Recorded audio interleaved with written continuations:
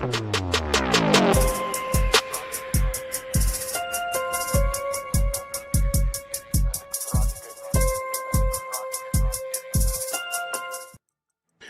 and peace, everybody. We are back. You saw the thumbnail. You saw the title. You know what we're going to do. We're going to talk about Gav. We're going to talk about Gavin Newsome. Okay, I want to have a real conversation with you. And this is not about Republicans, so don't even come at me with that. I don't care. I just want to ask y'all, why is it that the highly melanated population allows, and dare I say, will fight you about Democrats' soft bigotry of low expectations? Why is it that you're going to jump into this comment section? You're going to use the Lord's internet and your free will to jump in here and tell me, but about what we're going to watch right here. And all I'm saying is, why do y'all keep allowing these people to do this to you? At what point do you say, okay, they don't think highly of us, the highly melanated crew, the highly melanated community, Black folk? They think low of you. They don't think that you're smart. They don't think that you're able to do the bare minimum. And they're good with that. And they keep saying it. They keep slipping up, but they keep saying it. And y'all just will keep fighting me. You'll keep coming over here using your free will to argue with me that what I'm seeing is not what we're seeing. And I'm just going to say, like, at what point do you stop doing that? At what point do you say, yeah, they're playing in our faces, y'all. Yeah, they don't believe in us. Yeah, they don't care about us. Yeah. At what point do you say, yeah, what I'm seeing is what is actually the reality? And this is not a slip up. This is not just a kiki, ha ha ha, but rather these people truly don't care about us. At what point do you actually say that? I would love to know, because I know you're about to jump up in this comment section. Use your free will to tell me about this person. What about that person? What about them? And I'm just going to ask you, what about them? Like, we're going to stick with this party right now. We'll stick with the Democrat Party, because most people get in their feelings when I tell them I'm not a Democrat at all. And okay, well, explain to me why. And this is the part that's even crazier, is this dude is here in Atlanta, I believe. I believe he's in Atlanta. Well, I know he's sitting with the mayor of Atlanta, for crying out loud. And he is saying this ignorance. You know what? I'm going to save that one. We're going to pull in another one real quick. And I'm going to just show you, like, Gavin Newsome has a pretty lengthy track record of saying some pretty egregious things. Now, again, I don't want to hear about other people groups. I want to hear about this particular party. Why is this political party always seem to be doing this? They always seem. So let me pull this one in first, and then we'll go from here. Watch this one. It's like the White Stack 5 story. Come on. Kraft macaroni and cheese. Yeah, man, bro. Yeah. Are you talking about me? Young YG. YG, man. Every day in the backyard, just bouncing the basketball, throwing the ball against the wall until the ball is just like fraying, man. And your arms fall yourself. off. That's it. Whole thing. So just, and then, then this student that was shitty student is in the back with his head down, all of a sudden started throwing the baseball a little faster than everyone else, and started, make a few free throws, because I was sitting there practicing 500 of them every damn night. And in high school, I look up in the stands, my dad's back up there. Okay, dope. And it's like, man, and then he's bringing his friends, and you're captain of the team, and you're like, gee, and it just saved me, and it got me into college. Imagine telling Black men that playing a sport is what got his dad to come back. Maybe I'm over analyzing it. That's possible. Jason, you're over analyzing it. Put over analyze in the chat if you think I'm over analyzing it. This dude literally said his dad was MIA until he started throwing the baseball better, and lo and behold, his dad pops up. And these Black men are just keying about that. What are you saying? What are you actually trying to say? What are you saying, my dude? But this is not a one-off. I mean, Gavin Newsome he has a pretty nice playlist of some pretty egregious things, saying the quiet part out loud, because this is what they think about Black people. And at some point, Black people are going to have to say, wait, hold on, wait. This is not just a one-off. This is not just a fluke. This is not just a slip up. This is what you think about us. This is what you think about us. Let me bring in Kathy Hochul. Now this is not Gav. I know. She's not Gavin, so you can't hold her accountable for what Gavin said. Okay, whatever. Let's just bring this in, and y'all just tell me. Y'all have seen this one. I know y'all have seen this one. Real quick. Faces criticism for a controversial remark that she made during a business conference. She was highlighting the importance of expanding access to technology and artificial intelligence for low-income families during an onstage interview. Well, the comments she made immediately drew criticism from local political leaders. Listen. Right now we have, young Black kids growing up in the Bronx who don't even know what the word computer is. They don't know. They don't know these things. Well, Hochul issuing a statement now, walking back on her words, saying, "I misspoke. I regret it. Of course, Black children in the Bronx know what computers are. The problem is that they, too, often lack access to the technology needed to get on track to high-paying jobs in emerging industries like AI." I'm sorry. No. Why do y'all keep allowing them to play in your faces? They just keep playing in your face. That woman believes that.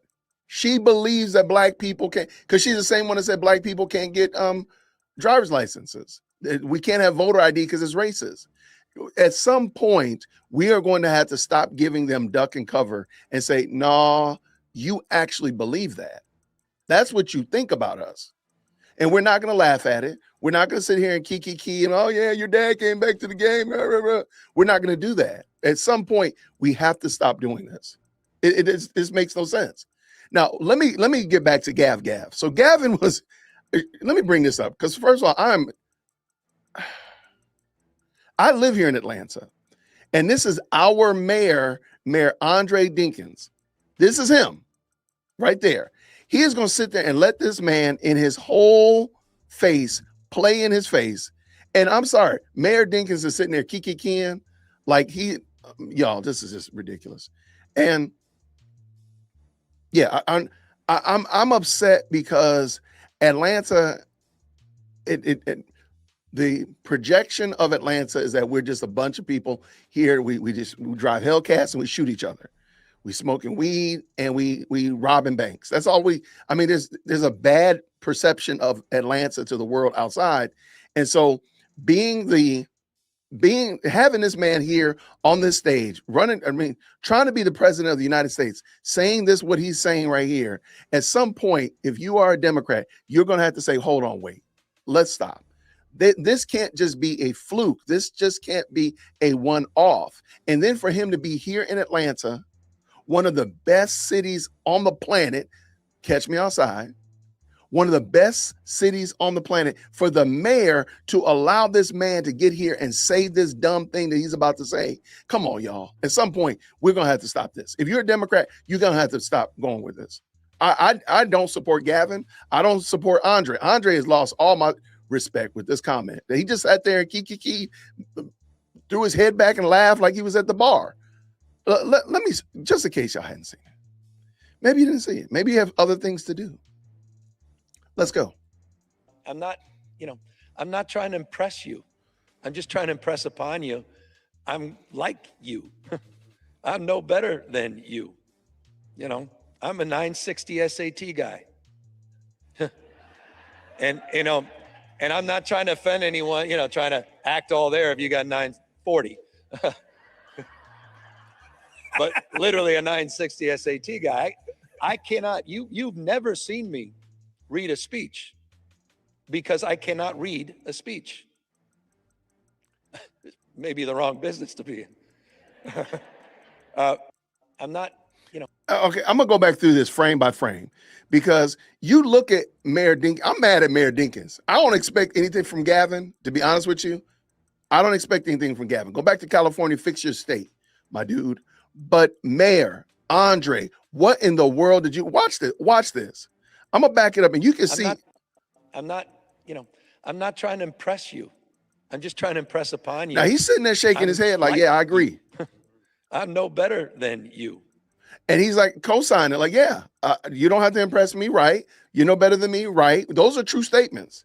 These men are equal in God's sight on the stage. So I agree with that. And he's like, Mayor Dinkins like, okay, yeah, I can get with that. You know, I'm a 960 SAT guy. And he's looking like, what?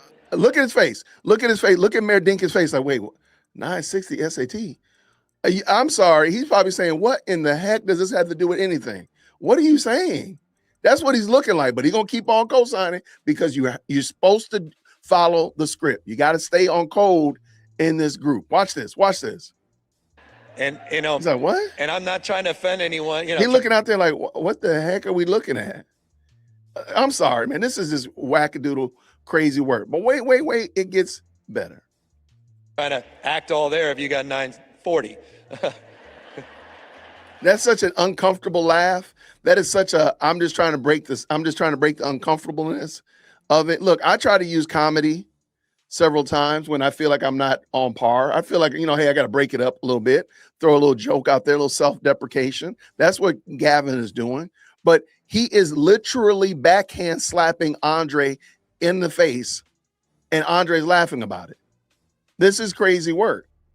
This is some top tier crazy work. But literally a 960 SAT guy. I cannot, you've never seen me read a speech because I cannot read. Okay, now look at Mayor Dinkins' face. Mayor Dinkins is looking like, what in the heck? Where are we going with this? But see, Mayor Dinkins has sat there and nodded his head the whole time. 960. You know, I'm just like you. He just nodding his head. So now he's kind of stuck. He's kind of in a barrel now where it's like, well, now Gavin's going to say something else. And you're like, wait, you never seen you read a script?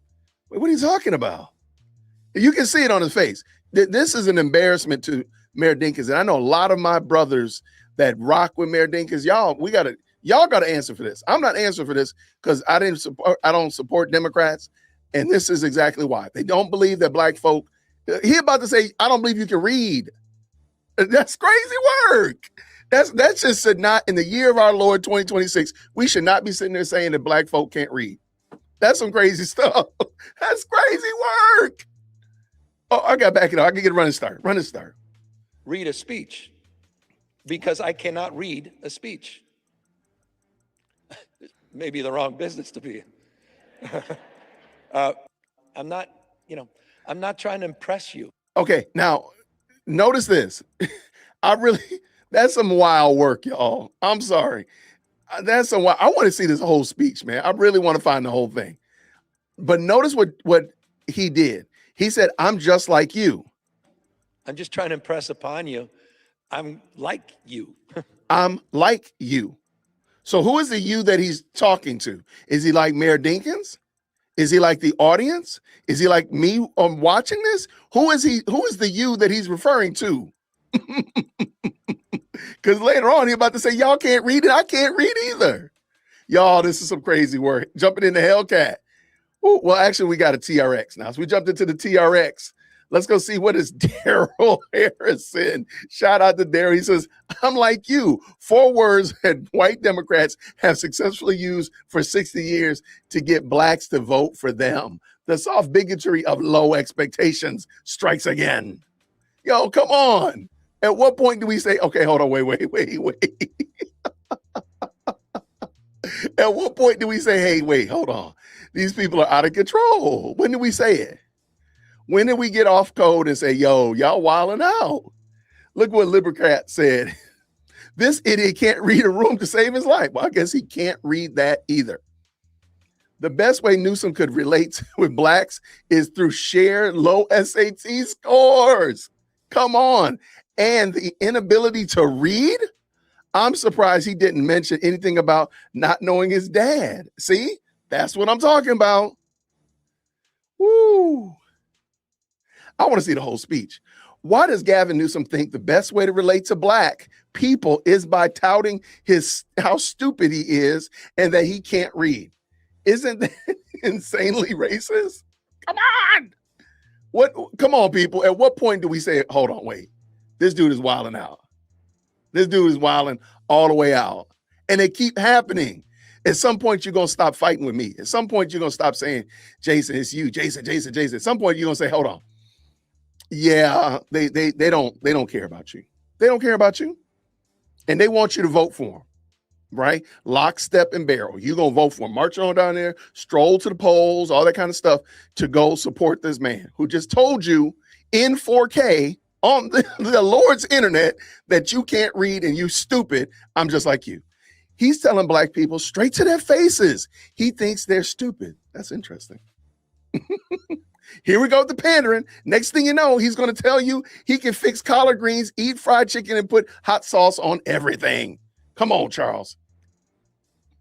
Why y'all going to fight me about this, man?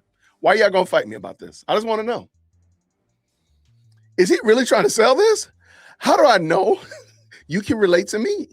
So the first, like, of course, you want somebody who can relate to you. I don't think there's any problem with that. Say, hey, I can understand where we have shared goals, shared vision. I want to get us to a certain place. I think most people can respect that. So what does he say initially? I'm literally retarded.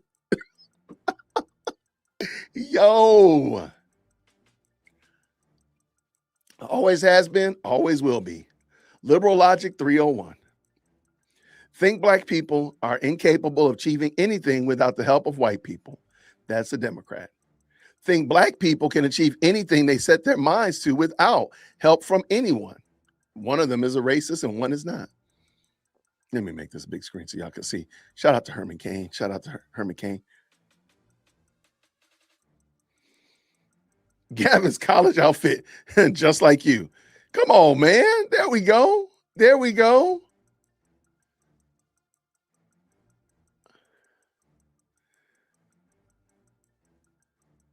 Yeah, I don't know. Apparently, this is some artwork they had of Gavin in California. I try so hard to put in so much work, and I'm still not as racist as any mainstream Democrat politician.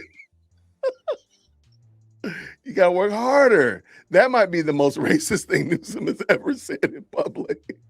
I don't know, man. He be saying some wild stuff, though. Gav be saying some crazy stuff. I am once again reminding you that the Democrats have always been the party of racists. 1850, but without slaves, who will pick our crops? 2020, but without illegal immigrants, who will pick our crops? You know what I mean?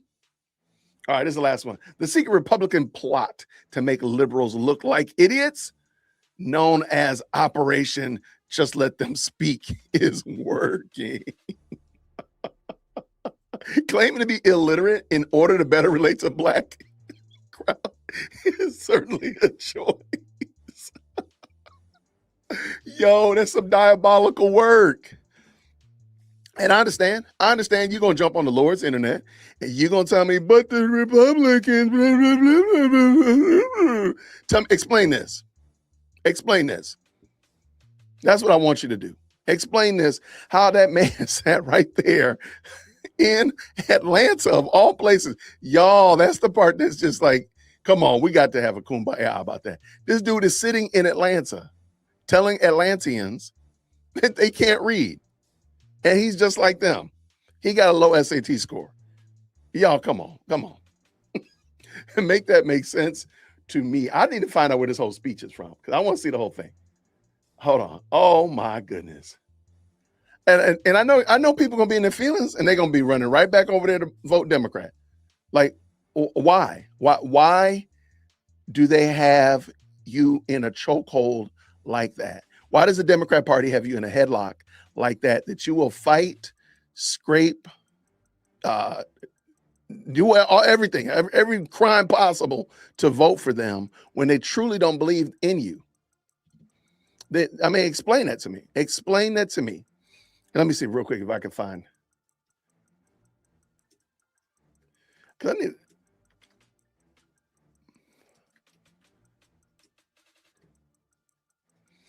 I was wondering where this speech came from, and I cannot find it. Somebody's going to get it to me, and I'm going to find it. And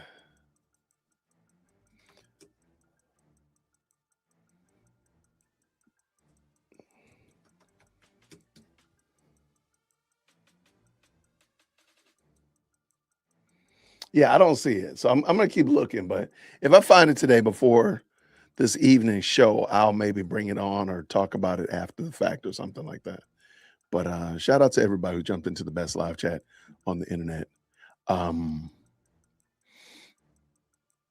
Last night we were talking about Officer Tatum, Brandon Tatum, talking about his video on, was it JTV? And I just explained, I think that Brandon Tatum convolutes the argument about what's the problem with society and why do we have so much particular hatred of one people group over other people groups and all that kind of stuff like that. I do think Brandon Tatum makes it too complicated. And I said that before in my video last night. He makes it too complicated. The problem is that we don't love God. That's the problem.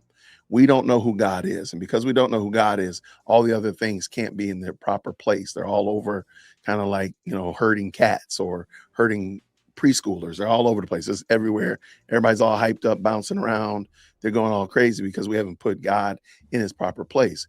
I'm going to show you this real quick video. And I think this will, and some people are like, well, you believe in an invisible God and you're silly and you're dumb because you believe in a God you can't see. Okay, that's fine. Not a problem at all. I appreciate that. And yes, I do believe in a God I can't see. He's revealed himself through the scriptures and through common grace. But what about this? What do you believe? Check this out.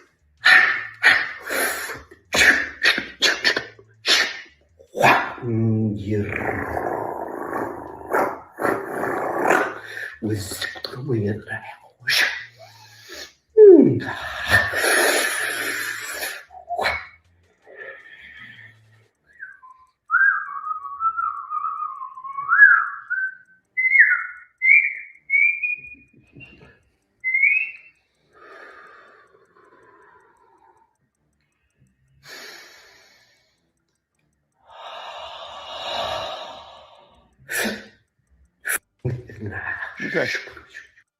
So I'm a bad person because I believe in God, but y'all believe in that kind of foolishness?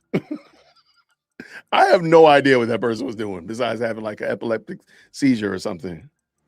Hold on, let me see. Just said, oh, they sent me the full link. You are a blessing. Thank you so much. Oh my gosh, this is an hour long. Oh my gosh. Oh no, we're gonna do it. We're gonna do it. I want to see what he says. Okay, so shout out to who is this right here? Shout out to the eclectic journalist. Thank you so very much. Y'all put eclectic in the chat real quick. Let eclectic know we appreciate their dedication to the work, to being eclectic. I appreciate it. Thank you so much.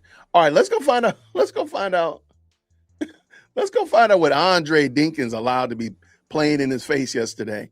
And the bad thing is that, man, this is crazy. Yeah, this is Atlanta. Oh man, we gonna have a good time. Y'all, this is some crazy work. Shout out for sure. Thank y'all so much. All right, let's jump in. I'm gonna probably speed this up a little smidgen. Let me see how it sounds. If I can, I'm gonna speed it up a little bit so we're not gonna be here super long because I didn't intend to be here all morning, but I will. I will. Let's go. To tell it because we know just how important stories are. In his memoir, Young Man in a Hurry, he details our moral obligation as leaders to understand the urgency of the times that we are in. We cannot succumb to the politics of waiting for the right moment. When today circumstances deserve our immediate action and our immediate attention. As MLK Jr. once said, it is always the right time to do what is right. So I want to thank everyone that has come tonight. I'm so excited now to turn the rest of this program over to my very good friend and our excellent mayor of Atlanta, Mayor Andre Dickens. Okay, so I didn't know Gav had a book. I didn't know Gavin was on a book tour. Give it up for our great Congresswoman McBath. All right. Good evening, Atlanta. How y'all feeling tonight? All right. Thank you all for being here and coming out. Thank you to the Rialto for allowing us to be here. Georgia State University, my grad school alma mater. Thank you for allowing us to host this here. We are proud to be one of the early stops on this great book tour of Governor Newsome. Atlanta's up top, everybody, on the first of this list, and I'm happy about it. How about you? This new book, as you see here, Young Man in a Hurry, a memoir of discovery. And this is from Governor Newsome. He writes candidly about growing up between two worlds. He talks about taking bold risks and even overcoming dyslexia. The governor, of course, is no stranger to Georgia on both sides of the aisles. Democrats and Republicans know of his leadership, and now we're going to get to know him a little bit better tonight. And so we get the chance to hear directly from him about some of the stories and ideas that have shaped this awesome man. So please join me in welcoming California Governor Gavin Newsome.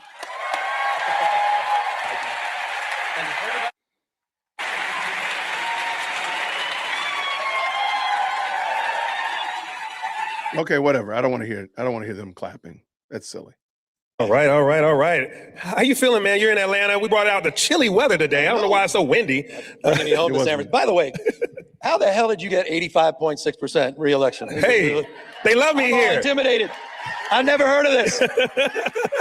That's what I told him. I said, that's about what Putin got. Oh my God. Wow.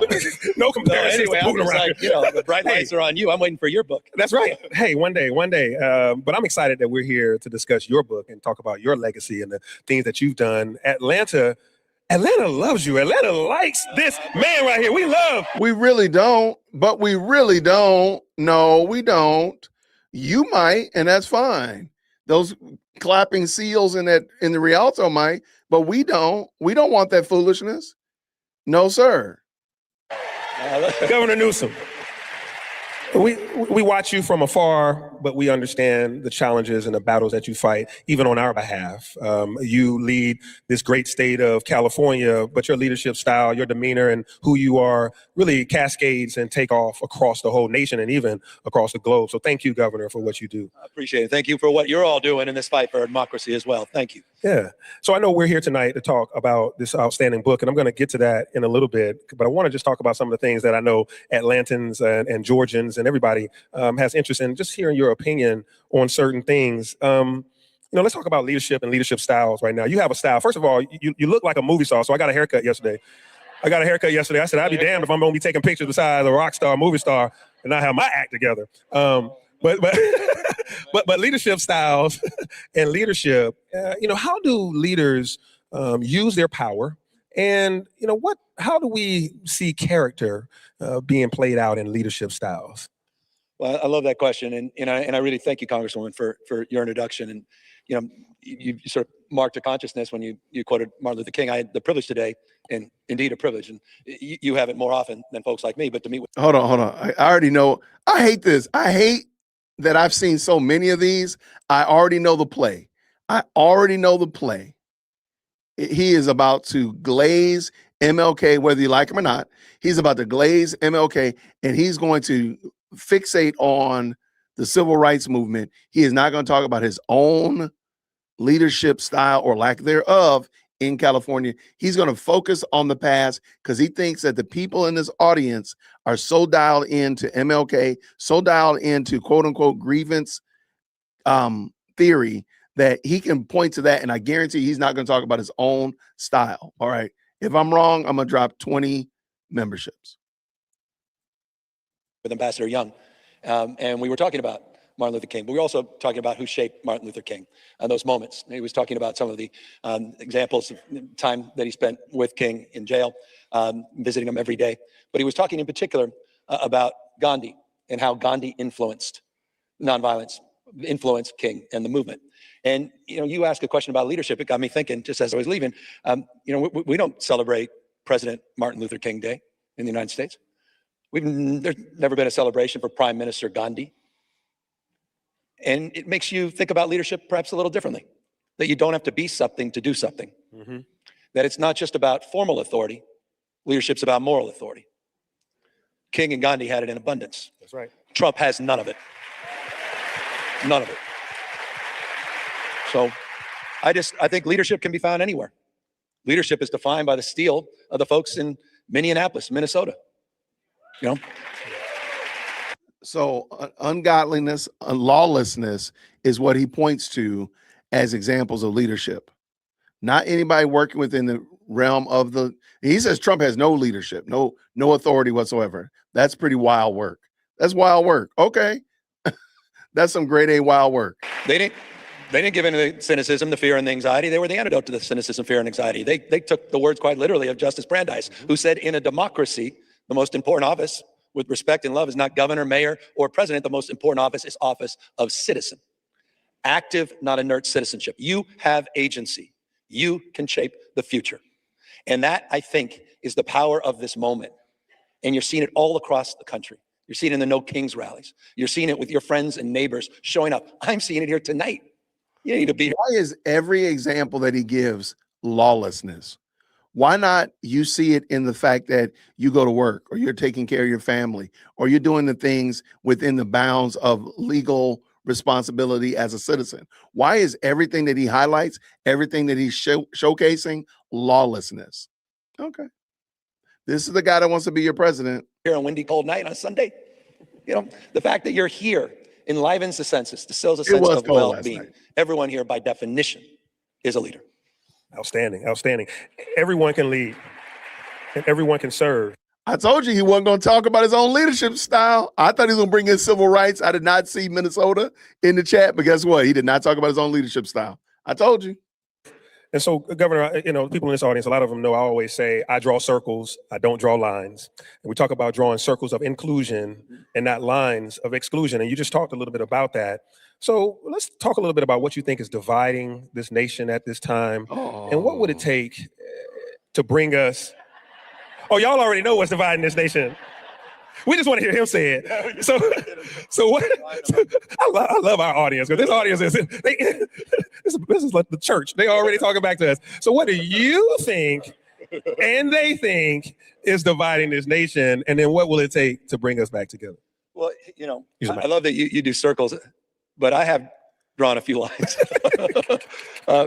particularly when Donald Trump tried to draw his own in Texas. All right. And we know why he did that, because he knows he's going to get shellacked this November. He knows he's going to lose the election. So he's going to do, what Trump has always done, what he did after January 6th, where he tried to light democracy on fire, called your Secretary of State, demanding 12,000 votes. Passed his prologue. He did the same with Abbott. He said, I'm quote unquote entitled. Think about that. Entitled to 5 seats. Greg Abbott, obliged. What Trump didn't expect was what people did all across this country. Instead of reacting with, hand wringing, instead of reacting by, maybe writing an op-ed and getting into the New York Times. Op-eds, boy. Woo! Yeah, game changer. Fire. We fought fire with fire. We punched back, and we drew our own lines in the state of California with Proposition 50. And I think it goes to the moment. I'm very grateful again for the Congresswoman's comments. I hope we're waking up to what's going on right now. You get it. Fulton County gets it. You are on the front. It's funny because day upon day, every day here in Fulton County, they realize that the 2020 election, there was a lot of shenanigans going on. They're finding more and more shenanigans every single day. Maybe they didn't put that on Gavin Newsom's reading cards. Maybe he can't read. I don't know. But it's funny that he brings that up as if, well, maybe he doesn't know. Maybe he didn't know this. But it is funny to hear. Let's let him go, Jason. Let him go. Lines of these lines that have been crossed over and over and over and over and over again. We thought Trump 2.0 would be bad. I mean, I said, we predicted last January, we said this is a guy who wants to put America in reverse. He wants to bring us back to a pre-1960s world. The time we were talking, understandably, around women's rights. Ooh, 1960s, when more black parents were in the home, more black families were intact. Ooh, 1960. Whoa, shit. Oh my gosh. Come on, man. Stop getting played. This man is playing in your faces. We've seen it with LGBTQ rights, civil rights, voting rights. America in reverse. But I may have been wrong when I said it was a pre-1960s world. Some days it feels like a pre-1860s world, where we're censoring historical facts, rewriting history. We're not that far away from, state there in Florida, where quite literally they were rewriting history. The governor there took his history books in the Anti-Woke Act and took out the race of Rosa Parks. Wow. Says, what does that have to do with the civil rights movement? What did it have to do with her movement? That happened, by the way. The draft came out. It was only because people stood up that did not become a model curriculum for not just folks in Florida, but across the rest of the United States. That's how close we are. Every single day, these lines are being crossed. And that's why we have to meet this moment head on. And so for me, the approach was shifted rather dramatically. Yeah. And it didn't just shift in the context of what happened with Greg Abbott and the effort to rig the election before a single vote was cast this November with the redistricting there. It really happened in June of last year, and if I may. Yeah. Because it's a reminder of what we've been experiencing all across the country. It happened in my state first, like a lot of things are happening in your city and state first. I got a call from Donald Trump, 17-minute phone call, where he purportedly was going to call me about some issues down in Los Angeles. There was some concern around ICE and how the community reacted. Instead of talking about any of that, he wanted to talk to me about how proud he was of his new nickname for me, New Scum. And I said, well, that's the thing. He literally gets on the phone, it's 1:30 in the morning his time, and he says, what do you think of my nickname for you, New Scum? He goes, it's pretty original, right? I said, sir, it's actually not original. It's on page 46 in my book. In 8th grade, they used to call me, not 80-year-olds, 8th graders used to call me New Scum. Literally told them that. Anyway, you don't even want to know the rest of the conversation. One day you may know because they subpoenaed it for House oversight hearings. It went only downhill from then, but it was all BS. He literally, forgive me. Hey, keep going. We're loving this part. The next thing he said, he goes, all right, he goes, well, forget news. He goes, what do you think of MAGA? I'm like, says it's pretty good. I said, but it's not original. Ronald Reagan did. He goes, then he goes, how many hats do you think I sold last month? I said, how many hats? We're literally having this conversation. It's 2 in the morning in Florida. He goes, 200,000 hats. I'm like, that's amazing. That's amazing, sir. You're amazing. Anyway, so I don't know where the hell I was going on all this, except to say 17 minutes later, he hangs up. I go to bed, wake up to screaming headlines. Donald Trump says in Truth Social that he read me the riot act. And he said he was going to federalize the National Guard. This was the first city where he did this, June of last year. 4,000 of our National Guard were federalized. A few weeks later, 700 active duty Marines were not sent overseas, were sent to the second largest city in the United States of America, the militarization of an American city. And I said at the time it was a preview of things to come. People said, deep breath. We don't want to overstate it. Trump just being Trump. Well, you saw what happened in DC. You saw what happened in Chicago. We've seen the tragedy unfold in real time in Minneapolis. We also had a second moment that marks my consciousness of the moment we are in. So I'm just going to go ahead. The hat story, I don't know. I think that sounds like you're lying. Anyway, maybe it did happen. Trump be doing Trump stuff. So, okay, fine. But it's adorable that all of their issues are showing. Again, he said, you see what happened in LA. Well, we do see what happened in LA. We do see what happened in Chicago. We do see what happened in DC. They were actually blessed by Trump's activity and not by the activity of their governors and mayors.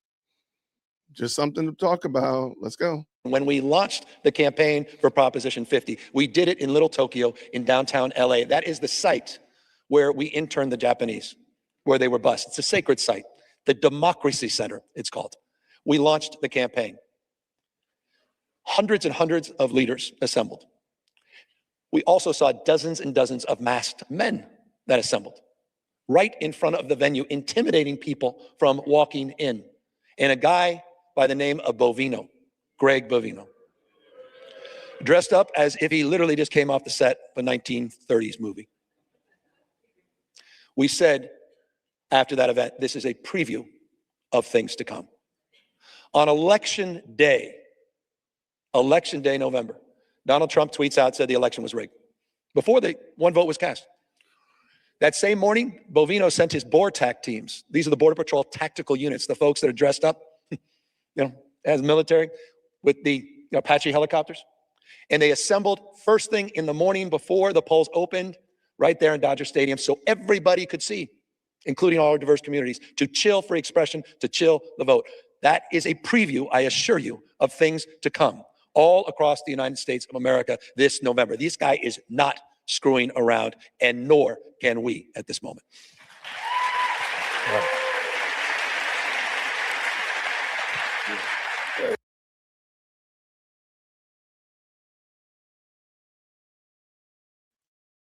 I'm muted. Okay, here we go. I got a question, Gavin Newsome. Hey, I got a question in the back. Why are you okay with persons in this country illegally, not residents, voting and being a part of the election process? Why are you okay with that? Why do they have a voice in something that they have no vested interest in? And why are you cool with that? Dare I say you're stumping for them? Why is that your position? Never mind. Governor, thank you for sharing that. That really is a sobering reality check for us and all across this nation, particularly swing states, key battleground states like the one we're in right now, the state of Georgia. We have leaders in this room that are taking notes from what you're saying about how to get prepared for November of 2026 as well as 2028. And I'm going to hold a 2028 question towards the end, so I think folks are going to want to stick around. So that's called a cliffhanger. So I'm going to go to some other stuff. So let's talk about the book. You're going to make an announcement, Mayor? I mean, I think half of us will tonight. but let's talk a bit about this outstanding book that I got an advance copy of that I was able to peruse a little bit. Young Man in a Hurry. What a title. I love that. Well, because you look at me, he ain't so young anymore. That's what you're thinking. Well, first of all, you're an author with a pretty broad range. You've written a government book before, and you've also written a children's book. And so I just really appreciate that a man would be able to have that type of range to be able to write, kind of both books. But this book, though, isn't necessarily what anyone expected you to write, particularly thinking that you were going to write like a policy book or something like that. This book is different. What made you go in this direction at this time? It's a messy book. I assume if everyone had read it, there'd be some more empty seats. Because it's not a book, and this is not an indictment, and please don't read it as such, but you tend to see with a lot of political books, a little sanitized, a little safe, understandably so. Why do you want to lay yourself out when you're trying to make a case for what you're advocating for? And I thought it was time to make a case for a little more authenticity. And that's hard if you're going to get serious about it. You're going to talk about your strengths, but your weaknesses. You're going to talk about your insecurities. You're going to talk about your anxieties.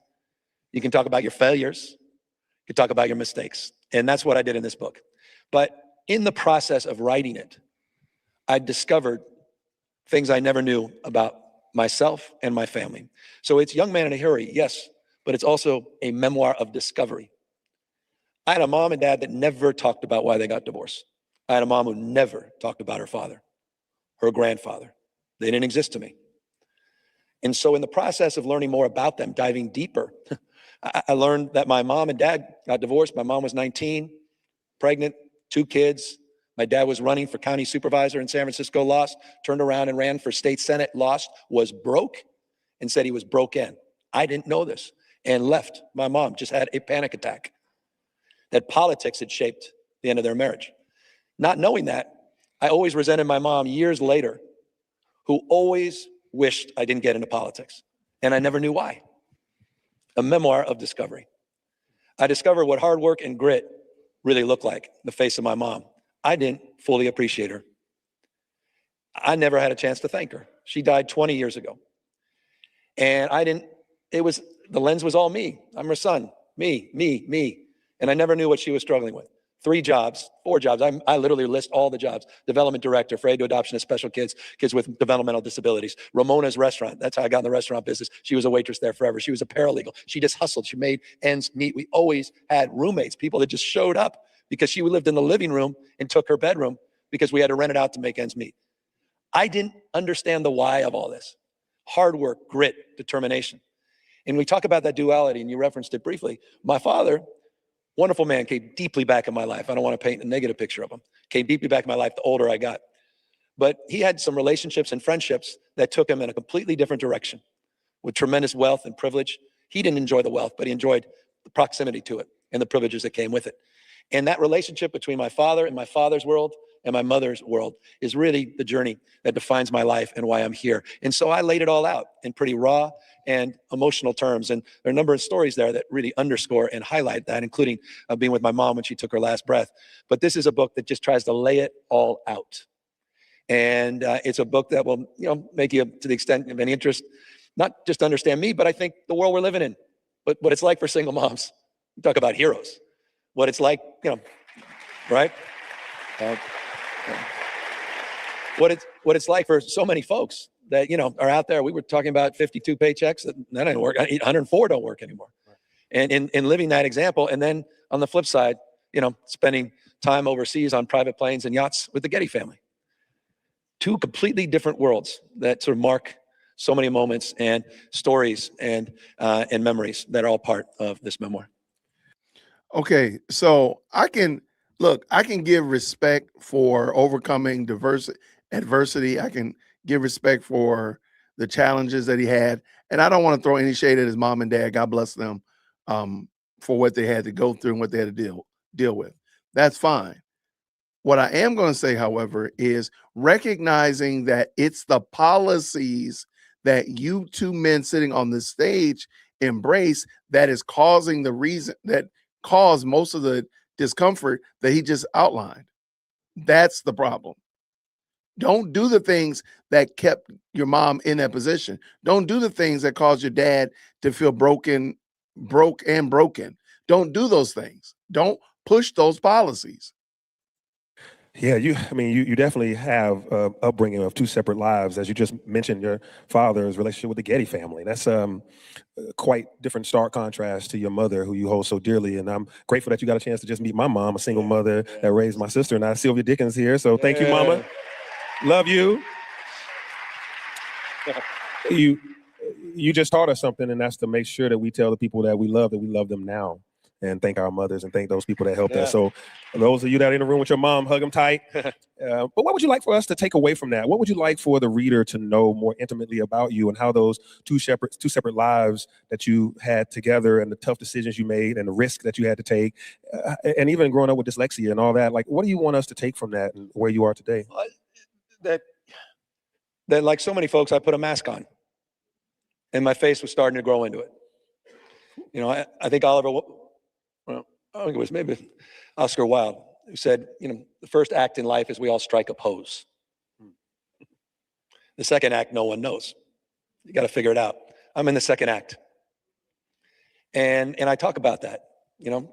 I was trying to be someone I was not. It wasn't that I was inauthentic. It just, I wasn't who I am.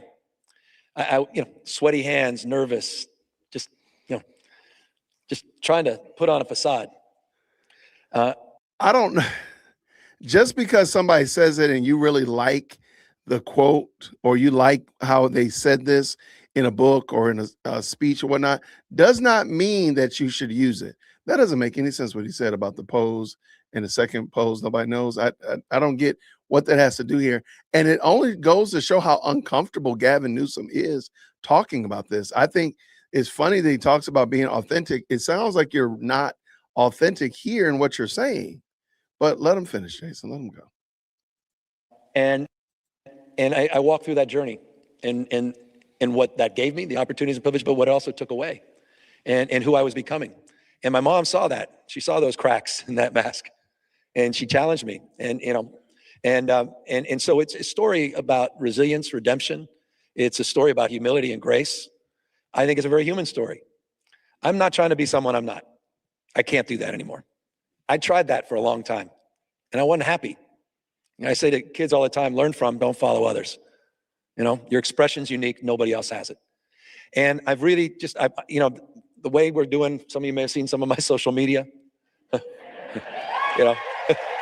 I, I'm on the other, you know this, I'm on the other side. I just am. I'm on the other side. I don't want to dream of regretting anymore. No coulda, woulda, shoulda. It's all out there. And I just want to put it all out there.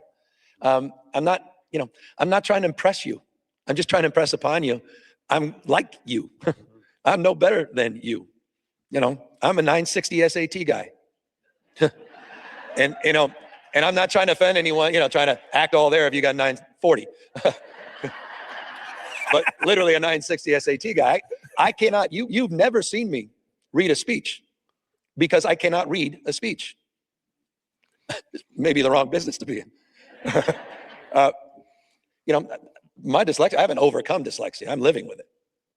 I was the guy in the back of the classroom and my head down, just praying the teacher didn't call on me. I went through, I think I lost count of how many schools I had to go to. And okay, I'm gonna try to be gracious. I think what he could have said, which would have come across light years better, but I do believe this is what is in Gavin Newsome's heart about Black people. So I don't think that what he said was a mix-up. He just misspoke. No, this is what he believes, that Black people are stupid. They can't read. That's what he believes. So that's it. Even though that's what's in his heart, and I'm glad that he just said it out loud, and now all the Democrats can fight and argue and all this kind of stuff that I'm wrong for calling him out. But no, he don't believe that you can read. I'm sorry. Y'all live with that. Y'all live with that. I think what he's trying to say in a very unclear way is that he's trying to separate himself from the fact that he eats, at the French Laundry, which is $1,000 a plate restaurant in California. He's trying to separate himself from that and say, I'm just like normal people. What he's trying to say is, when he said, I'm just like you, he probably meant to say, I'm just a normal guy. That's what he was trying to say. But I thank God he said exactly what he meant, which is, I'm ignorant just like y'all are ignorant because none of y'all can read and I can't read either. That's what he said. Shout out to you, Gavin Newsom, for telling the truth. But I think he's trying to say, like, I'm just a normal guy. I'm just an average guy, trying to downplay the fact that he's a multimillionaire. That's what he's trying to do. But I'm glad he did stick his foot in his mouth and say what he wanted to say, what's in his heart. What's in his heart to say. I'm glad he said that, because now people are going to sit there and fight and scammer and scrape and all this kind of stuff to make him not have said what he just said, which we all heard him say it. Shout out to Gavin. I'll never forget. I'll never, ever forget. My mom's choice was never to label me. She just had to struggle with me. And I walked in, I'll never forget this. I was probably 8th or 9th grade, walking home, got home early. My mom was always working. So, I'm cooking, literally lived on Stouffer's lasagna, macaroni and cheese. I got finished, 2 pots of macaroni and cheese and got bored. And I went upstairs and there was a file cabinet open and it said Gavin. In fact, she had a weird name, Gavinsky. That's like my nickname. And I opened it up and it was all of these reports from the doctors. And I never realized I was going after school 3 days a week. I didn't know what for. And it was all around. It was the lisp and the reading, the B's and the R's were backwards, spelling which, W-I-C-H, whole. And I'm like, what is this? And that's when I learned I had, quote unquote, dyslexia. My mom was furious because she didn't want that to limit me. She didn't want that to be an excuse. But it was freeing because I never understood why it was so easy for my sister and why I was struggling. But I also never, and this is the long-winded point, I also never knew how much she was struggling trying to raise me. And you talk about that children's book. I wrote a children's book for kids with dyslexia because I was reading every night to my kids picture books, and I realized that 2 of them have dyslexia. And I don't know what was worse, for them or for me. And I immediately thought of my mom. And I never, ever saw her struggles through that lens. And so I wrote a book. And by the way, this book, it's an ode to my mom. It's a composite of my mom. There's a letter in the back of the book to my mom. The school, the number of the school, the door is the day of her death. And it's really a composite love letter for all that she did to get me through this. And so I'm here because of that grit. I'm here because of that resilience. And I imagine it's a story for many of you that we share. And I'm also here because of dyslexia. What a gift. What a gift it is to not have to read a script, but to be able to read a room. All right. Wow. That leads me to a Okay, so no, I'm not gonna give him that. I'm not. No, I don't think you're reading the room because you know what? I'm gonna say I'm gonna call cap on the whole dyslexia.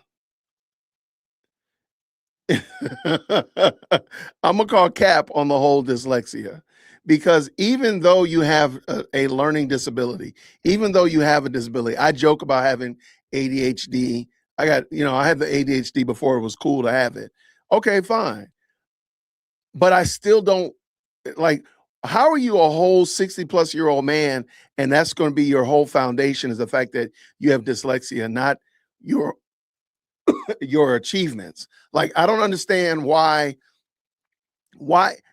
I don't, and somebody said it earlier. You know what? I'm gonna just point this out real quick.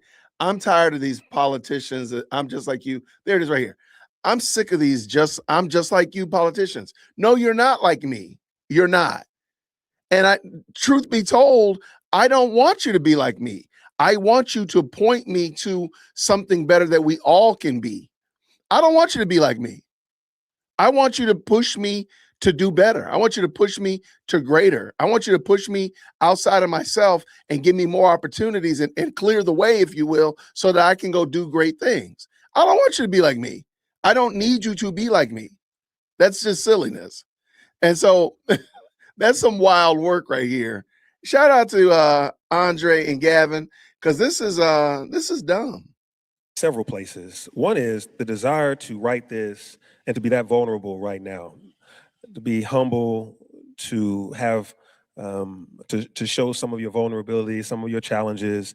You know, right now on social media, it's superheroes and villains, right? And it's all how outstanding somebody is or how terrible somebody is. Yeah. But you're showing vulnerability, your human side, and actually inspiring millions of people that either they can go through something or overcome something, but they matter. And so that vulnerability is absolutely refreshing right now, that you're not perfect in some kind of, you didn't fall out of the sky, plop down as governor, come off a governor tree.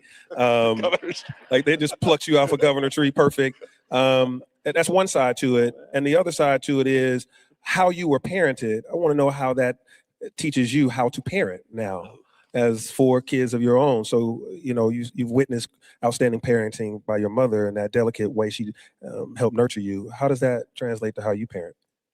This is a very interesting. I might have to come back to this. I may. We're going to finish this, but I might come back to this, and I'm going to come back. The reason I want to bring it up is because there's a trend in modern movie making and storytelling that doesn't point. It's the person called it. It's basically trauma bonding, right? I had a terrible childhood, and I'm overcoming that as an adult, and that's how I become this, the hero of the story. Or that's everybody has trauma. So all we're doing is sitting around talking about our trauma. It's a form of trauma bonding. I might come back to this segment and bring up, maybe we'll do this another day as well, because I want to pull in some clips from an article I read and a video I saw about this, because that's what this is. This is nothing more than I had a traumatic childhood and this is it. Not like I'm pointing, sure, that could be 2 or 3 chapters of your book, but the majority of it is me pointing you to something better, a better option for everybody. Because, that's why he mistakenly tried to make himself like everybody else by saying, hey, I can't read either. Or you can't read. None of us can read, to try to tie in with the audience. Let's get done with this, Jason. But this is good. Thank you very much, Eclectic Journalist, for sending me this. Let's go. It's interesting. When you're very young and you don't have a dad around, you don't really know what it's like to have a dad around. So you don't necessarily know what you're missing. So I just, I had a connection to one parent, and just that was the parenting model for me. And that's pretty ominous when you get married and your wife says, all right, what kind of dad are you going to be? Are you going to follow in the footsteps of your father, or are you going to be here for the kids? And I write a lot about that. I write about how I struggled to be the father that I'm trying to be today and think I am today. When we had that first daughter, Montana. And, I write in very unflattering terms how little I'd changed diapers, how that young man in the hurry was out there as mayor doing his thing. Honey, I can't be home. I'm sorry, I'm going to be late. Can you do the swaddle? I can't figure it out. And how she challenged me. I married Jennifer. I mean, where do we begin? And I've got 4 beautiful kids, two girls, 2 boys. Dutchie was the surprise. Right? It's always the surprise. It's like, oh God. By the way, he surprised a few people. Imagine this. I lied a little. I do read speeches once every 4 years on a teleprompter when I have to at the inaugural for my governors. I didn't know what else to do. And so I must have spent 1,800 hours on this 20-minute speech. And I'm just stiff as a board. People are bored. As you can imagine, everyone's on their cell phones. And my little 2-year-old is in the front with his pacifier and his blanket, Dutchie. And he just darts right up to the stage. And you can Google this right now. And he runs up and he's standing. People are starting to laugh and move around. I'm starting to panic because I can't, if I move off the script, I may never find it again. Total humiliation. I'm like, acting like I'm not noticing anything. And everybody's eyes are over here because he's running around the stage. And then he eventually runs right to my leg. My wife is trying to grab him. And then she panics because everyone's looking at her. And she just sort of stands there. And he runs right to me. And I stop, I look down. And you just have the instincts, right, of a dad. You just pick him up. And what does he do? Puts his head right on my shoulder and starts falling asleep. And what do? Total panic. I keep reading the speech. Acting like there's nothing going on. It was the best speech I ever gave. No one remembers a damn word I said. But it made them feel something. By the way, including, it's in the book, Donald Trump, who called me the next morning. Really? He was not happy. I said he actually paid attention to what I said, which was not particularly flattering of him. But he was very flattering of the family, which was interesting. It says a lot about who Trump is and what he values. But that moment, I valued something pretty profound. And that was my relationship to my kids in a deeper way. And I don't want to screw. I'm going to stop for a second. I find it extremely, I don't know, Trump be doing Trump. So that's not I'm not making Trump the boogie monster. But what does that story have to do with you being a governor or you wanting to be president? What does that story have to be? I'm not going to come and put my head on your shoulder with a pacifier and a blanket. I need you to get out of the way so I can go do great things. I need you to get out of the way so my family, my family's families later on in the future can do great things. What I don't care about the story. I'm sorry. I just don't care. I care so little. The amount of little that I care is astronomical. I got divorced once. No kids. And interesting, I got divorced someone who was, you may know this, fiance of Donald Trump Jr. You can leave now if you choose. How does he keep bringing people's names in? And, I'm mistakes. staying in my lane right now. Stay in your lane. I was like about to say. I'm glad you scanned the book and didn't read the book. This would be a different interview. The point was, I don't want to screw it up again. And I don't want to screw up my family. I don't want to, I love my dad, but I think he missed a lot by not being there at those games. Mm-hmm. He missed a lot by not changing the diapers. Right. He missed a lot by not soothing us and try to go to bed. He missed a lot by never reading us. He did. He tried to make up for it. And I'd love to talk and make up for the way I'm describing him because, boy, I'm blessed. My dad, by the way, who lived literally long enough, it was a miracle just to see his son get elected governor and then passed away shortly thereafter. I have no idea. I'm sorry. I understand this is just a book tour and it is kind of talking about the book. But, sir, this doesn't even I don't even understand where we're going with these stories. But just let it go, Jason. Let's go. So as we acknowledge, this is not a policy book or a government book, right, but you do talk about some government issues. I mean, you were a board of supervisors in San Francisco, then the mayor of San Francisco, then the lieutenant governor of California. Yeah, don't forget lieutenant governors. We need hugs. We need hugs. and then, of course, the governor of California. And so you have seen a lot of local and state and national and international. California is huge, economy diverse, people diverse. So you have a lens that is pretty broad. So just wanted to, cities. I'm a member of the U.S. Conference of Mayors, as were you when you were mayor, back when you were just one of us little guys. But we all deal with housing and homelessness, and you talk about that in the book. So how do you want to, share with us about that challenge on a scale of a whole state or a nation even? Well, look, I've had the privilege of being in many different roles in local government. My first was as a parking and traffic commissioner. That was kind of the peak of my career when I got appointed to the Parking and Traffic Commission by my mentor, Willie Brown. Kamala Harris and I both got sworn in the same day. I got sworn in as mayor. We walked across the street, and she got sworn in as district attorney. And both of us have one person that had an outsized role in our life, and that was former Mayor Willie Brown, who really launched my career. And I'm so blessed by that, and I wouldn't be here without him. Just incredible. But I had to do a little work as president of the Parking and Traffic Commission. I just want to say, appreciate me, thank you. And at a relatively young age, I was 26 years old. I'd opened my first business and grown it to a few little restaurants. And again, this young man in a hurry, sort of moving up. I was starting to get active in local government. The reason Willie appointed me is I was very active in his campaign, trying to get young people involved in the campaign. And true story, it's in the book. He got really angry with me because I was interviewed because I was trying to get a permit for one of my businesses. And I said, it's impossible to get a permit in this city. It is not a business. I should have said this. I forgot he just became mayor. I said, it's not a business-friendly city. Boom.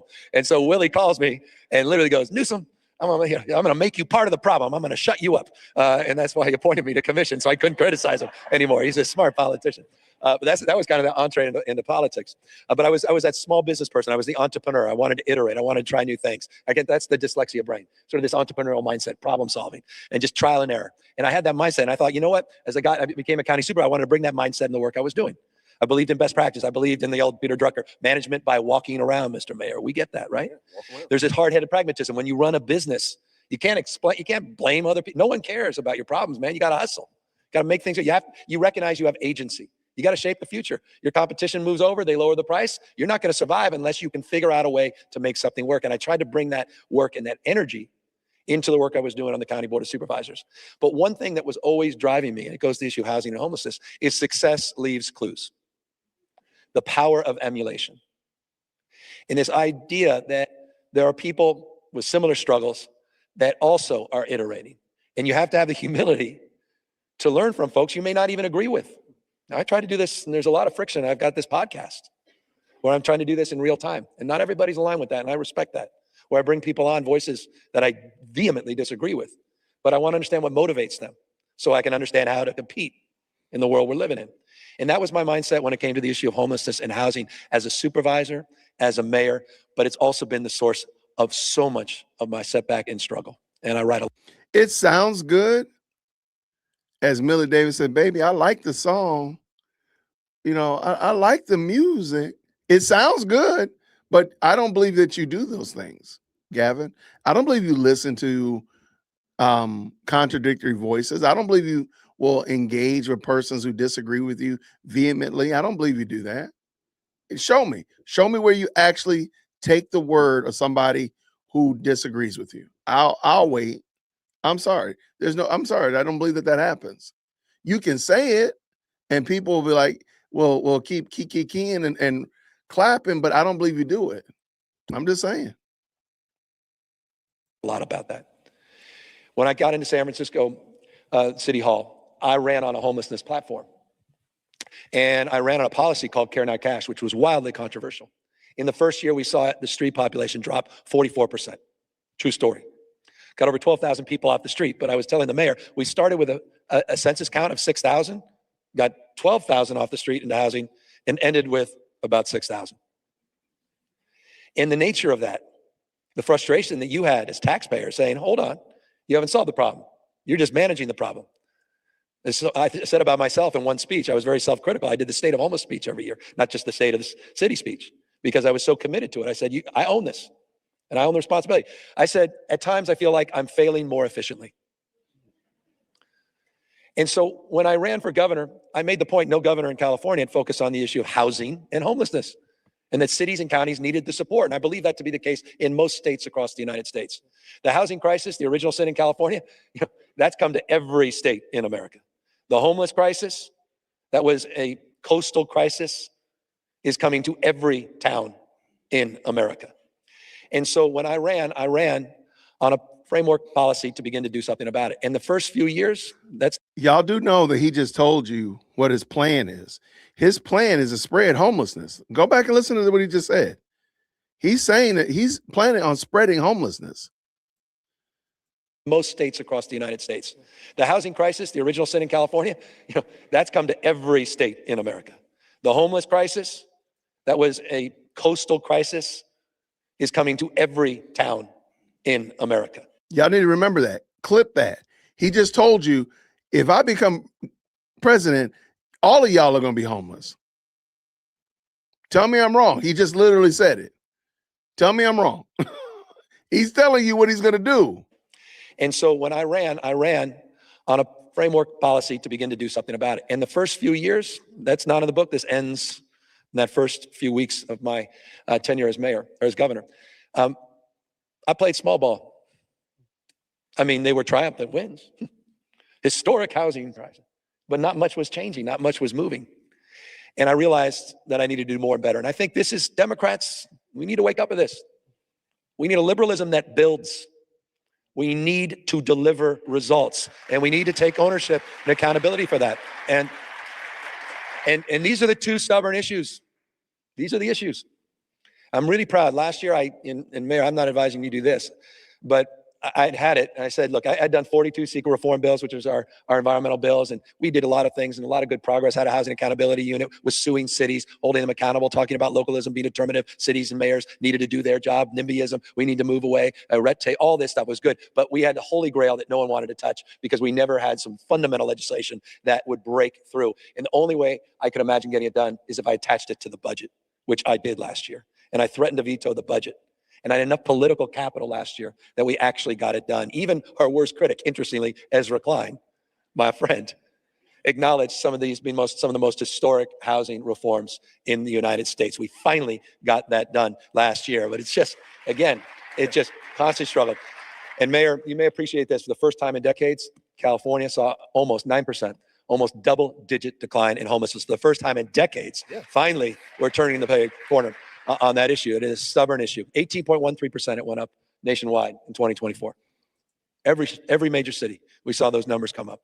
So I'm wondering, is it because you stopped counting the people? You got, you started finagling the numbers, or maybe they just moved away. Is it possible? So to say that you've seen that many people decline, that just seems like such a weird, I don't believe it. I'm just going to say I don't believe it, but I'm not a supporter of Gavin Newsome, so I look at everything with a level of skepticism, but let's continue. It's a byproduct of the failure. It's a byproduct of an economy that's broken. I say this all the time when we talk about democracy. We got to democratize our economy to save our democracy. Mm-hmm. And that's fundamental to this moment as well. It's fundamental in understanding Trump and this moment reflects on why you want crowds where, those crowds that show up for Bernie understands this. 10% of people owning 2/3 of the wealth in this country, a 30-year-old that's doing worse than his parents for the first time in American history. That's happened on our watch. Society becomes how we behave. For things to change, we need to change. That's the approach, that's the mindset we've tried to take. It's the approach, the mindset we need to take through 2026. 2028 is interesting. 2026 is the whole game. It's the entire show. Yeah. Nothing else matters. Yeah. It doesn't matter. It just doesn't. We'll lose this republic. Trump's not screwing around. I was kind of screwing around with you a little bit on Putin. But Trump believes in competitive authoritarianism. So does Putin. Putin got 87.3% of the vote. By the way, look it up. It's true. They love elections. They just wire the elections. That's exactly what Trump will do unless we take back the House of Representatives. He is not screwing around. Y'all hear what we got to do? Y'all hear what we got to do, right? Yeah. They got to hear it because they're too dumb to read it because they can't read. I'm just saying. Well, Governor, thanks for sharing about housing and homelessness. I mean, it's one of the toughest issues. It's non-linear. You end up having individuals that come in that are experiencing homelessness, and you help them get housed, and and then they may go back to being homeless for one reason or another, whether addictions, whether mental health challenges, whether dealing with domestic violence or any other thing, or they just have more. They have more month than money, is what we were talking about. And the economy challenges that, and it's nonlinear, and it is a challenge. As you started with 6,000 unhoused individuals, you did all this work, got 12,000 people housed, but then at the end of the day, after so many years, the count comes back to 6,000. People coming in, people falling out, people falling behind. It's interesting. The only linear thing, if I may, on this goes back to the guy whose office I walk into every day at work, Ronald Reagan. It's interesting. The movement for deinstitutionalization has so much of its origin in my state. And it's interesting, the state of mind on deinstitutionalization was not just through a partisan lens, it was a bipartisan lens, where people wanted to shut down some of these large facilities for different reasons. And that notion that you shouldn't be coerced into treatment for just having a behavioral health issue and be locked away. So there was a social justice component as well as a trickle-down component, a cost savings component. But it's really interesting. I didn't know this. I was learning my own history. It's not in the book, but it's in the history of the work I'm doing as governor. When Ronald Reagan was governor, we had a peak of 37,000 locked beds in the state of California for a population that's half as large as it is today. Today, we have 5,000 beds. There was a promise and promotion for community-based care. That was advanced in the late 50s, 60s, and 70s, all across the United States. When Reagan became president, he accelerated that at a national level.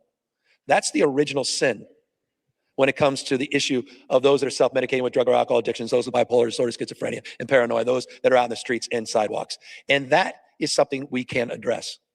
We just did the most significant, and I'm not overstating this, mental health reforms in U.S. history last year. $6.38 billion bond to make up for the lack of housing, and a reform of our Mental Health Services Act with a millionaire's tax attached to it that allows us to invest over $1 billion a year and for the first time connect substance abuse and behavioral health to housing and lock that in for prevention and lock in a constant flow of resources to start to address this issue. Great. That's outstanding.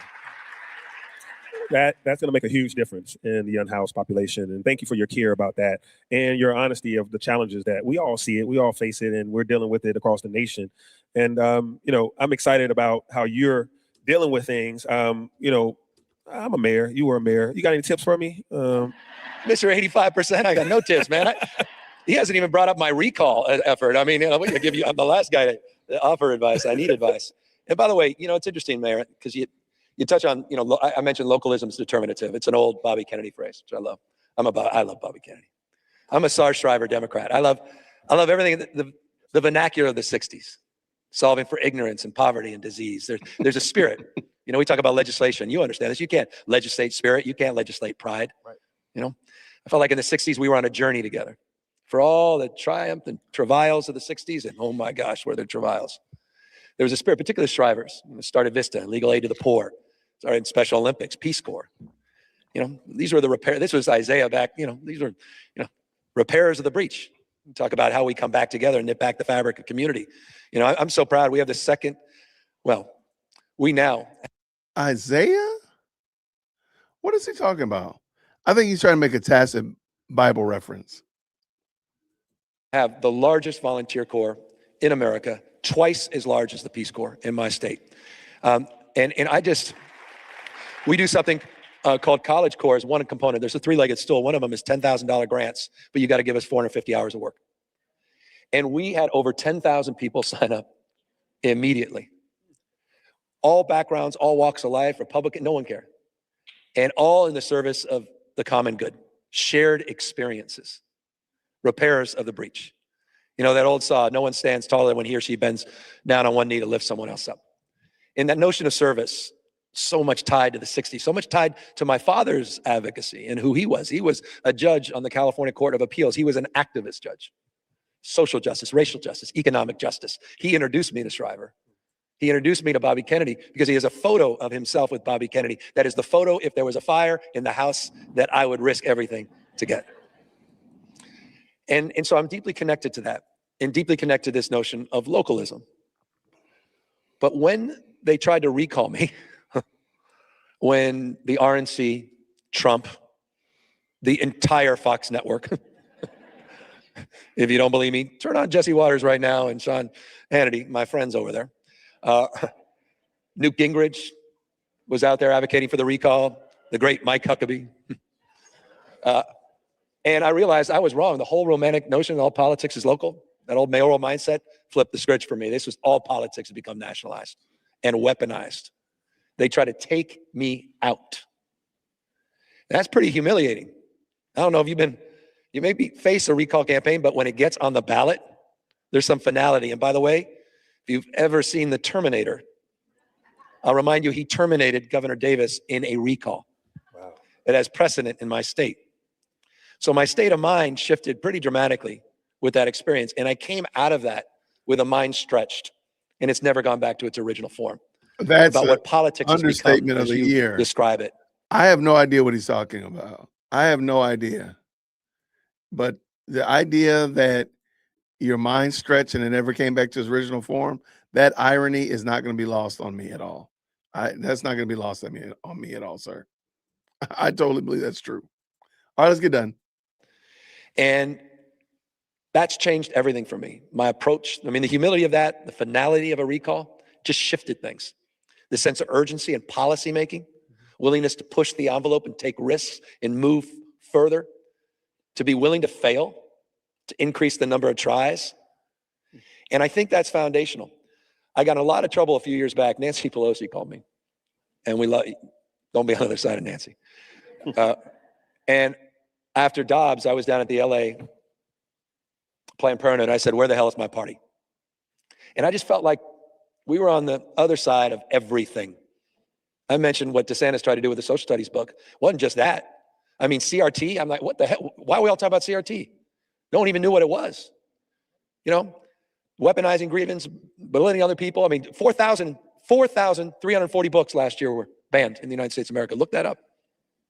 Banning books, banning speech, what they can say in the classroom, in the boardroom, DEI, ESG, and we're— Don't worry about it. You can't read anyway. Okay, this is interesting. This man is talking about Dobbs' case, and of course, that is the overturning of Roe v. Wade, or the rescinding of Roe v. Wade. It's so wild to sit here and watch this man sit there with a black man talking about how much they want the murdering of little people in the womb, and this man is just head nodding away. Andre, you're an embarrassment right here, my guy. Constantly on the receiving end. Democrats were constantly shapeshifted by this. They were flooding the zone. Facts don't matter. It's narrative. Trump understands that. Fox understands that. One American News understands that. Breitbart understands that. Drudge understands that. Newsmax understands that. Democrats, wake up. We have got to recognize the asymmetry of that. And so that's reflected not just in my social media, but in my Patriot shop that's online. And if you haven't visited my Patriot shop, I highly recommend it, particularly because I just got a new set of Trump Signature Series knee pads. Yeah. Brand new. And the reason they're new, Mayor, is the old knee pads sold out, just like our universities were selling out, just like our law firms were selling out, just like corporations and media was selling out to Trump and Trumpism. And we got to call that out. We will lose this republic. Folks out there are complicit. It's sick what's happening this moment. Handing them fake peace prizes, kissing the ring of this king, the great grift, that tariff thing. That wasn't the reason he was so unhinged on Friday. Wasn't just about his policy agenda. It was his profit-making agenda that was impacted. Again, all Gavin Newsome has told us right here is that woe is me. I'm just like you. I've struggled and such like that. But he's told you nothing that moves us forward. We just got to fight Trump. We just got to fight Trump. Trump is bad. We got to fight Trump. but nothing about like, because you're going to collectively need the other side to agree with you, Gavin. Maybe you don't realize that. Maybe y'all got enough illegals and you got enough mules to dump votes in to get you in. I don't know, but otherwise you're going to need at least half, a quarter of the other half of America to agree with you in a fair and safe and fair and free election, that they agree with you. What are we agreeing with you about? Like, what do you want me to agree with you about? This is crazy work, yo. This is just crazy. And if you think I'm exaggerating, you don't need a lot of searches on that little Google engine of yours. Look what he did on the terrorists in Vietnam.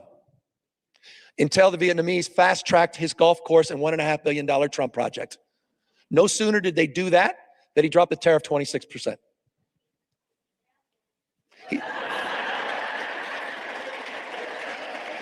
We've never experienced anything like this in our lifetime. It's no longer free enterprise. I mean, I remember Reagan talking about free enterprise as a healthy horse pulling a sturdy wagon, not a cow that needs to be milked. It's state and crony capitalism right now. What's AMD doing? 25% tithing. I love NVIDIA, but they're doing 25%, 10% of Intel, golden shares at US Steel. That's happening in real time. You got to kiss the ring. You saw what Trump did yesterday, saying Susan Rice needs to be fired, Netflix, or you're not going to get the deal to buy Warner Brothers. That's why I have these knee pads available for sale in bulk on my Patriot site. All right. Well, you were already a legend, but then you became even more of a legend with your online presence and how you spar with Donald Trump online. Are y'all following him on social media? By the way, I may need you to show up in line to help me get bail so I can get out of jail, because there's no doubt I'm on that list. That's coming next. I didn't want to say again, I think Donald Trump probably should stop with the social media, but I've said that before. I think Donald Trump is much better doing the things that he says he's going to do rather than getting out here end zone dancing. I've said that before. Gavin Newsome, keep showing us exactly what type of person you are. I want Gavin Newsome to keep showing us exactly the kind of person he is. That'll be a hell of a book as well, and that's the next one. But you go toe-to-toe with him, even from when he got off of the plane and you made sure you assert yourself with the handshake and then all the meetings. And then now on masculine stuff. That's Jesus, right. Yeah. Oh, my God. My wife is like rolling her eyes. Oh, God, the two of you. Sandbox stuff here, man. But sometimes it's got to go that way. So what kind of feedback are you getting from that approach from, your staff, your team? And it was pretty negative at first. I mean, I don't know. You ever watch The Five? And you don't have to. But it was really interesting when we started doing the all caps tweets. What are you talking about? I mean, Fox just lost a gasket. They must have done 70 or 80. It was 2 weeks, wall to wall. Newsome's mouth should be washed out with soap. Where is his wife? With no situational awareness. That they've been countenancing this at Trump without saying a word. They've allowed it to be completely normalized. Trump dressed up as the Pope, dressed up as Superman, wanting to put his picture up there on Mount Rushmore. Not a word was spoken until we started to put a mirror up to this. And it wasn't a mirror up to Trump. It was a mirror up to all of those that are complicit at this moment and that are enabling Trump and Trumpism that will sell out this country. And I think now, people are enjoying that there's a little humor behind it as well. And, Democrats, I think we can learn to be just a little bit more humorous. Yeah. Sometimes a little less judgmental. Just let it flow a little bit. And I mean, seriously, that's what this book, I'm just trying to, honestly, let it go. This is a book not about anyone that's perfect. It's about persistence. I'm kind of glad that he's doing this, and I hope that he talks more, because this makes no sense at all what he's talking about. We know he hates Trump, and we know he can't read. That's what we know. That's the big takeaways from this.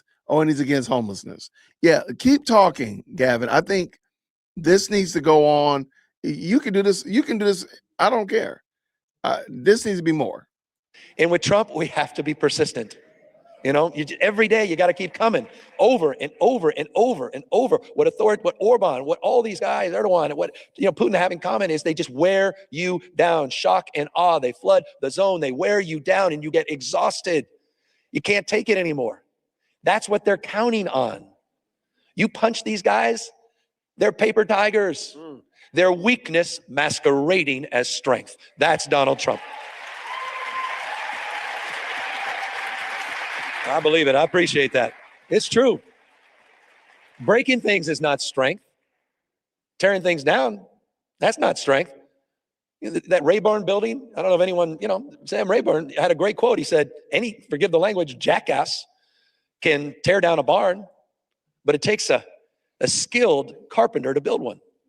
That's funny because you acknowledged and regaled the people going on in Minnesota. They're not building anything. They're literally tearing down. Or what's going on in Chicago or New York. You sat there and praised them highly, and they're not building anything. They're tearing it down. Oh, never mind. Never mind. Tearing things down is not strength. Trump is not a builder. He's a jackass. Wild. That's wild. Right there. Forgive me. Forgive me. What else you want to call him if you go? I don't know. I don't know. So, go ahead, yeah. I also get this. I get how exhausting all this is. I'm exhausted by it as well. I am. I mean, it's fight and flight. All of us. I mean, the level of anxiety and fear we have, you see that reflected in, how do you feel your kid's future is going to be, your future? It's dismal. I mean, people are, this is about the dream. One of the things I love about my state is I get to brag about this. It's part of the inheritance of the state is, there's the American dream, and then there's only one other state that attaches itself to the dream. It's California dream. I'm proud of that. But the dream's about social mobility. It's about believing, it's about manifesting. And people are not believing that things are going to get better. And so we have to address that at the same time. And so I'm mindful, you asked how people receive this. I'm also mindful how I even view what we're putting out there. I started President Obama has been unbelievable in supporting all of our efforts in California. Been amazing, like next level. And I'll never, ever forget, I timidly reached out to him on our redistricting. Because remember, he was the guy who was out there at the end of his term advocating for independent redistricting. And, he's married, he married up with a rock star wife when, they go low, we go high. And I'm like, oh, Mr. President, hi. And he literally, as if he knew I was going to timidly ask the question, he goes, oh, forget this when we go low, we go high stuff. Let's punch this bully in the mouth. I'm all in on redistricting. Yeah. We got to step. I'm like, oh, this is amazing. Amazing. But I'm like, but I really want to be Michelle Obama again. Because I do. Because my kids need that. Back to Isaiah, repairs of the breach. Because we have to live together and advance together across our differences. Divorce is not an option. We all want to be loved. We all need to be loved. I mean, that's really what this book's about. I didn't know that. What are you talking Young about? man in a hurry, trying to be something, live in my resume values, not my eulogy values. Wow. And so, as we stand our ground, as we draw the line, we also have to draw the circle. And we have to prepare for that moment. And in so many ways, the obstacle, is the way. What stands in the way becomes the way. The impediment to action becomes the action. Trump will define that as we navigate through him and eventually around him, where he's no longer the windshield, he's in our rearview mirror. All right.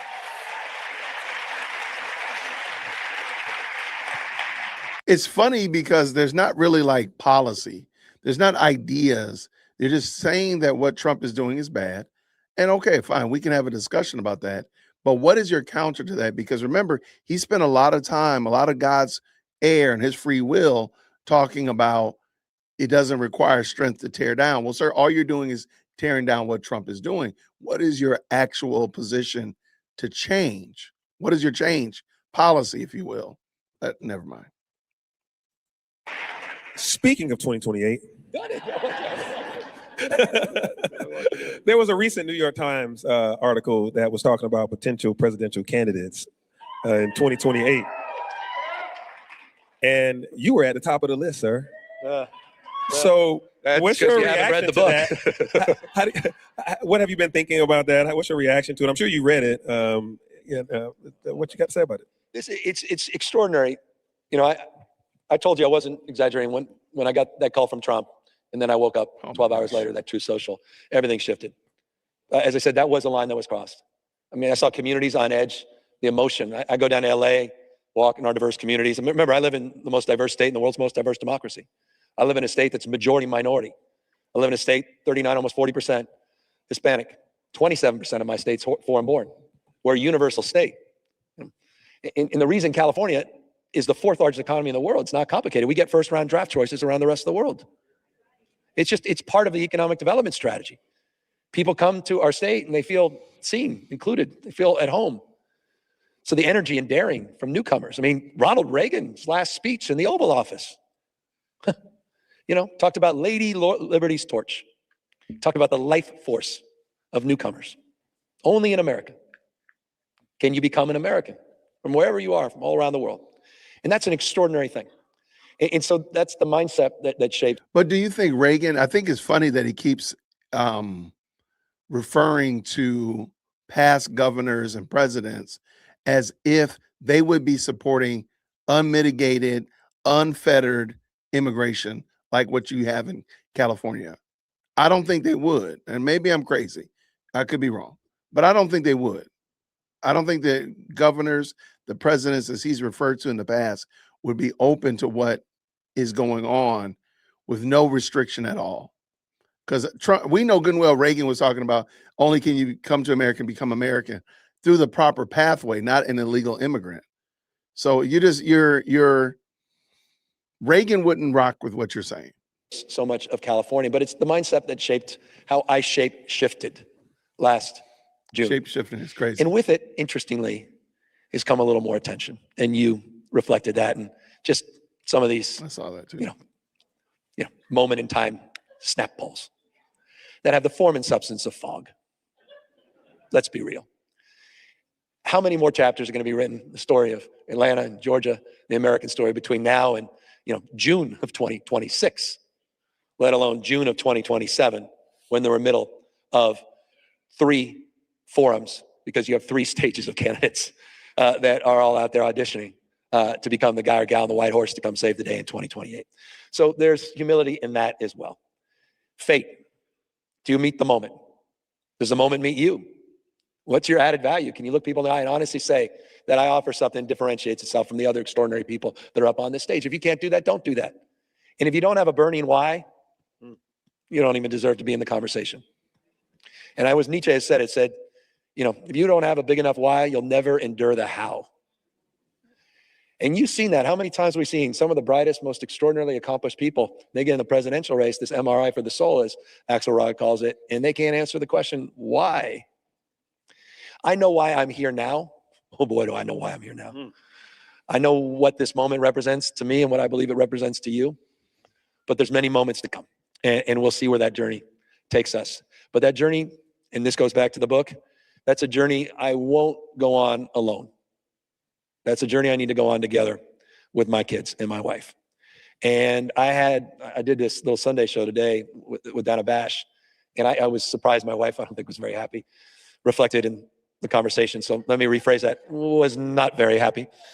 What are you talking that about? I mentioned that my son Hunter. I saw that. Yeah. This is that's how That's not easy, man. Yeah, yeah. My son Hunter said, "Dad, are you running for president?" I said, "I'm not." Where'd you read that? And he goes, I said, "No, I'm not." I said, "I never do it without all of us." And he goes, "Well, Dad, I don't want you to do it." And he's 14, and he said, "I'm still too young, and you need to be at home." And I'm serious. Like, what do you like? How do you write a book about your mom and dad? How do you talk about a marriage? How do you talk about regrets and not dreaming of regretting? How do you talk about what matters? How do you talk about those eulogy values? Because who's going to be there at the funeral? No one cares how many terms you served. Nobody cares how many awards you received.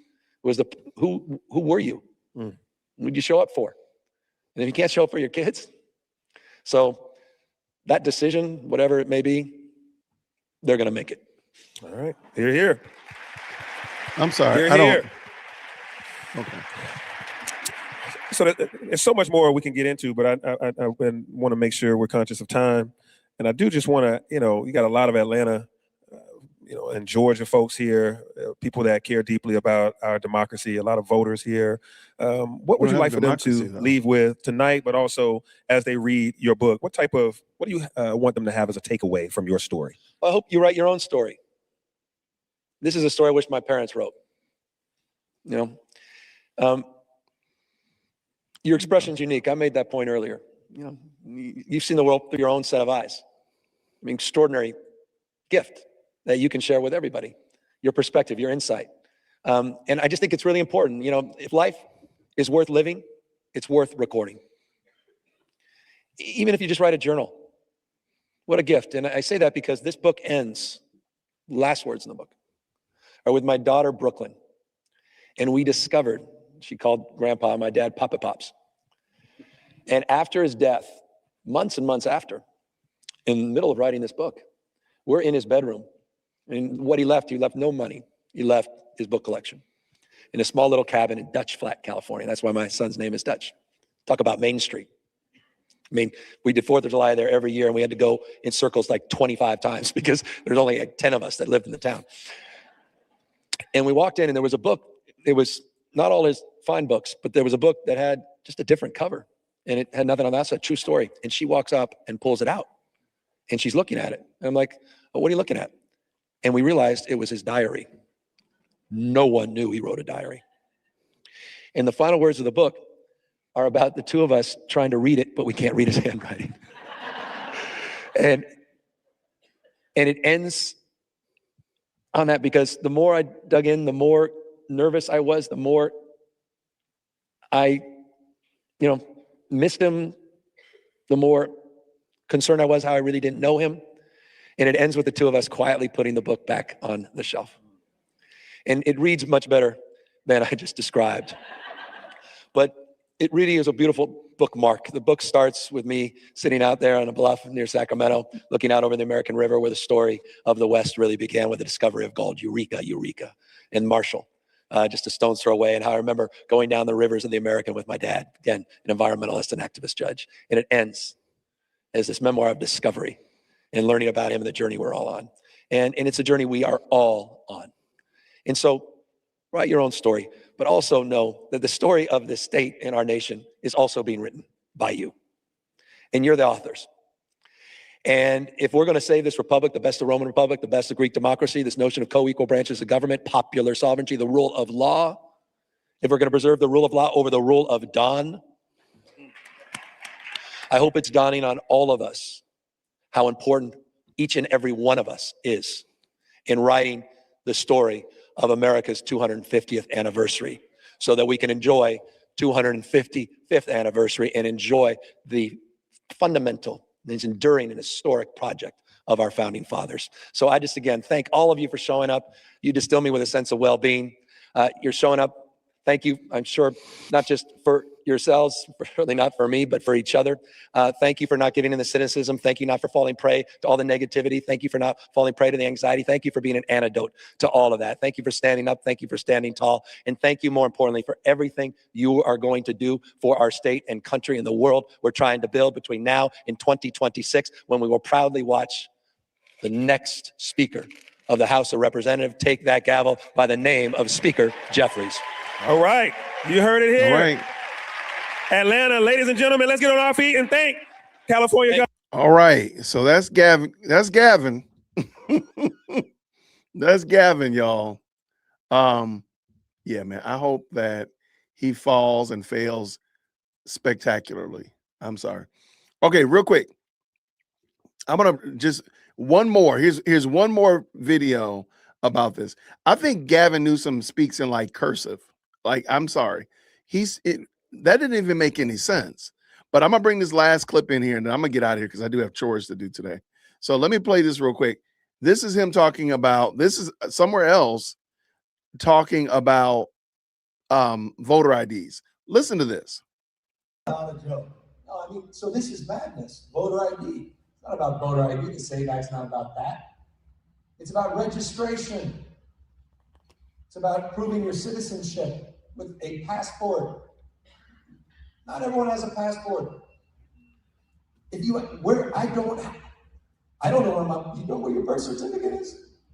I lost that. at 7. I mean, I don't even know where to begin to get it back. So these guys are not screwing around. I mentioned the DOJ. I mentioned that we had to go to the Supreme Court. Talk about holding your breath. I've learned to hold my breath now. It used to be a minute, now it's 6 minutes. I'm like, just getting stronger and stronger, holding my breath. We were waiting. We didn't know how that decision would go. And so you're absolutely right. We have to be vigilant.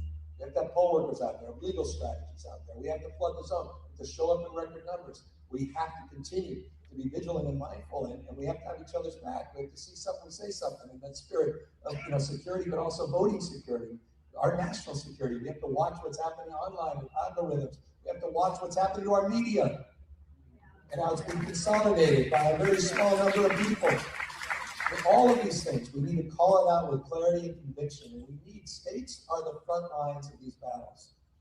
You can't let state representatives off the hook. It's really important. I mean, and that's why I'm here in the state. We were with the state Democratic, your party earlier. I appreciate so many members of the party. And Rachel runs the party. They matter. They matter. It's important we invest in this infrastructure. We not turn our back just because it's a quote unquote red state.